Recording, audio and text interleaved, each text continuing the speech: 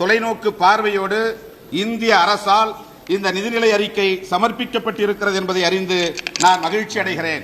அதிலும் குறிப்பாக மாண்புமிகு நிதியமைச்சர் அவர்கள் இங்கே தன்னுடைய உரையில் குறிப்பிடுகிற போது மாண்புமிகு பிரதமர் அவர்களின் உரையை சுட்டிக்காட்டியிருக்கிறார். இணைந்த ஒருங்கிணைந்த வளர்ச்சியையும் சமமான மேம்பாட்டையும் அடிப்படையாக கொண்டு இந்த நிதிநிலை அறிக்கை தயாரித்திருப்பதாக குறிப்பிட்டிருக்கிறார். The inclusive growth and equitable developments என்கிற அந்த பிரேஸ், அந்த சொற்றொடரை அவர் பயன்படுத்தி இருக்கிறார்.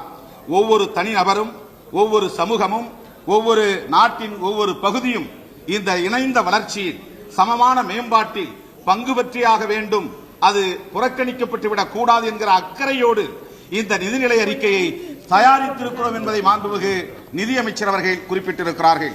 இந்த நிலையில் ஒடுக்கப்பட்டு கிடக்கிற ஏழை எளிய மக்களை கவனத்தில் கொண்டு சாதாரண ஏழை எளிய மக்களுக்காக தயாரிக்கப்பட்ட நிதிநிலை அறிக்கை என்பதையும் பிரகடனப்படுத்தி இருக்கிறார். ஆம் ஆத்மி பட்ஜெட் என்று அதற்கு பெயர் சூட்டியிருக்கிறார். ஆக சாதாரண ஏழை எளிய மக்களுக்காக, உழைக்கும் ஒடுக்கப்பட்ட மக்களுக்காக, பாமர மக்களுக்காக தயாரிக்கப்பட்டிருக்கிற இந்த நிதிநிலை அறிக்கையை நான் மனப்பூர்வமாக வரவேற்க கடமைப்பட்டிருக்கிறேன். ஆனாலும் என்னுடைய மனக்குறைகளை, என்னுடைய வேதனைகளை இங்கே பகிர்ந்து கொள்வது என்னுடைய கடமை என்று நான் இந்த இடத்தில் உணர்கிறேன். அந்த வகையில் இந்த தேசத்தின் வளர்ச்சியில் அக்கறை காட்டுகிற இந்திய அரசு சர்வதேச அளவில் பிற நாடுகளோடு இந்த தேசம்